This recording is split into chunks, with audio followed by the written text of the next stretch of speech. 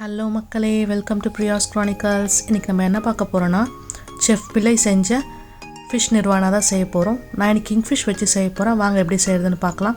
First அதுக்கு fish fry பண்ணுறதுக்கு நம்ம மேரினேட் பண்ணி எடுத்துக்கணும். நான் சில்லி பவுடர் 1 டேபிள் ஸ்பூன் எடுத்திருக்கேன். மஞ்சத்தூள் ஒரு 1/4 டேபிள் ஸ்பூன் எடுத்திருக்கேன். அதுக்கப்புறம் அந்த fish fry masala 2 table spoon சேர்த்துருக்கேன். அப்புறம் இஞ்சி பூண்டு பேஸ்ட் அரைச்சி வச்சுருக்கேன். நான் எப்பவுமே ஃப்ரெஷ்ஷாக தான் அரைச்சி சேர்ப்பேன். அது ஒரு 2 டேபிள் ஸ்பூன் சேர்த்துருக்கேன். அதையும் சேர்த்துட்டு இதுக்கு தேவையான அளவு ஃபிஷ் ஃப்ரைக்கு தேவையான அளவு உப்பு நான் சேர்த்துக்கிறேன். சேர்த்துட்டு ஒரு லெமனோட ஜூஸ் நான் புழிஞ்சு விட்டுக்கிறேன். அதுக்கப்புறம் கூடவே ஒரு 1/2 டேபிள் ஸ்பூன் எண்ணெய் சேர்த்துட்டு நல்லா மிக்ஸ் பண்ணிக்கோங்க. நல்லா ஒரு பேஸ்ட் கன்சிஸ்டன்சி வர அளவுக்கு நல்லா மிக்ஸ் பண்ணிக்கோங்க.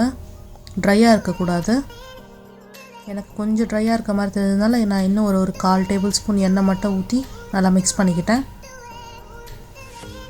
நம்ம போட்டிருக்கிறது எல்லாம் நல்லா கலந்து மிக்ஸ் ஆகி வரணும். இன்றைக்கி நான் கிங்ஃபிஷில் செய்கிறேன், அதான் வஞ்சர மீனில் செய்கிறேன். எங்கள் ஒரு உள்ளங்கை அளவு பெரிய மீன் இது. பெரிய மீனில் செஞ்சிங்கன்னா தான் நல்லா டேஸ்ட் நல்லாயிருக்கும். கிங்ஃபிஷில் செய்யலாம், இல்லைனா இதே மாதிரி ஒரே ஒரு முள் வச்சு வர மாதிரி பாம்ஃப்ரெட்டு, அதான் வவ்வால் மீன், அதில் கூட நீங்கள் செய்யலாம், நல்லா தான் இருக்கும். நல்லா மசாலா நல்லா 2 சைடும் நல்லா இதாகிற மாதிரி நல்லா மேரினேட் பண்ணி எடுத்து வச்சுருங்க. நீங்கள் செய்கிறதுக்கு ஒரு 1 hour இல்லை 2 hourக்கு முன்னாடி ஃபிஷ் நல்லா மேரினேட் பண்ணி எடுத்து வச்சிட்டிங்கன்னா இன்னும் டேஸ்ட் நல்லா சூப்பராக இருக்கும். நல்லா உங்களுக்கு காரம், உப்பு, புளிப்பு எல்லாம் அதில் நல்லா ஊறி இருக்கும். இதுக்கு இன்னொரு பீஸும் மேரினேட் பண்ணி எடுத்து வச்சிடலாம்.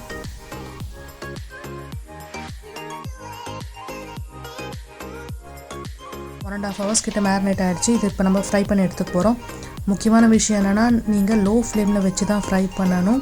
அதே மாதிரி மீன் உடஞ்சிடக்கூடாது. பெரிய பீஸ்னால் திருப்பும் போது பார்த்து திருப்புங்க. நல்லா ஒரு 3 to 5 minutes 2 சைடுமே நல்லா திருப்பி போட்டு நல்லா வேக வச்சு எடுத்துக்கோங்க. உங்களுக்கு இது நார்மல் ஃபிஷ் ஃப்ரை மாதிரி ரொம்ப செவந்து வரணும்லாம் அவசியம் இல்லை. ஃபிஷ் வெந்து வந்தால் போதும். ஏன்னா எப்படி இருந்தாலும் நம்ம திருப்பி இது குக் பண்ண போகிறதுனால உங்களுக்கு அந்த ப்ரௌன் கலர் வரணுன்னா ரொம்பலாம் எதிர்பார்க்காதீங்க. ஃபிஷ் இப்போ நல்லா ஃப்ரை ஆகி வந்துருச்சு. இதை நம்ம எடுத்து வச்சிடலாம். ஓரமாக எடுத்து வச்சுட்டு ஒரு பேன் ஒன்று எடுத்துக்கோங்க. பேனுக்கு மேலே இது மாதிரி வாழை இலையை வச்சுக்கோங்க. நான் ஆக்சுவலாக தப்பு பண்ணிட்டேன். நான் டீப்பாக இருக்கிறது மாதிரி எடுத்தேன். நீங்கள் அது மாதிரி எடுக்காமல் ஷாலோவாக இருக்க மாதிரியே பாத்திரம் எடுங்க. அதில் எண்ணெய் ஊற்றிட்டு மேலே இந்த ஃப்ரை பண்ண ஃபிஷ் எடுத்து வச்சுக்கோங்க.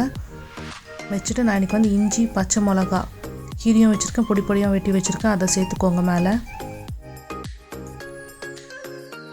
அதை நல்லா மேலே சேர்த்துட்டு நான் இன்றைக்கி தேங்காய் பால் எடுத்து வச்சுருக்கேன். அதாவது ஃபஸ்ட் டைம் அரைச்சி நல்லா திக்கான தேங்காய் பால், அதையும் இது கூடயே சேர்த்துக்கோங்க.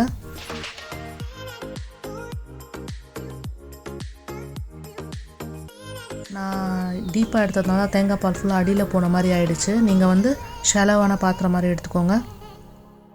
இது கூடவே பெப்பர் பவுடர் சேர்க்கணும். அந்த வீடியோ மிஸ் ஆகிடுச்சு. பெப்பர் பவுடர் சேர்த்துட்டு ஒரு லிட் போட்டு க்ளோஸ் பண்ணி ஒரு 2 to 3 minutes நல்லா தேங்காய் பாலோடு சேர்த்து நல்லா அந்த ஃபிஷ் நல்லா கொதிச்சு வரணும். கொதிச்சு வந்ததுன்னா அவ்வளோதான், நம்மளோட டிஷ் ரெடி. நல்லா இது டேஸ்ட் சூப்பராக இருந்தது. தேங்காய் பாலோடு நல்லா கொதிச்சு வந்த இதில் அந்த உப்பு, காரம் எல்லாம் சேர்ந்து வரப்போ டேஸ்ட் நல்லா செம்மையாக அட்டகாசமாக இருந்துச்சு. நீங்களும் ஒரு வாட்டி ட்ரை பண்ணி பாருங்கள் வீட்டில். இந்த வீடியோ உங்களுக்கு பிடிச்சிருந்தா லைக் பண்ணுங்கள், ஷேர் பண்ணுங்கள், கமெண்ட் பண்ணுங்கள். இன்னும் என் சேனலை சப்ஸ்கிரைப் பண்ணுறேன்னா மறக்காமல் சப்ஸ்கிரைப் பண்ணிக்கோங்க. அப்படி கீழே இருக்க பெல் ஐக்கானையும் சேர்த்து ப்ரெஸ் பண்ணிக்கோங்க. இன்னொரு நல்ல வீடியோவில் பார்க்கலாம். பாய்.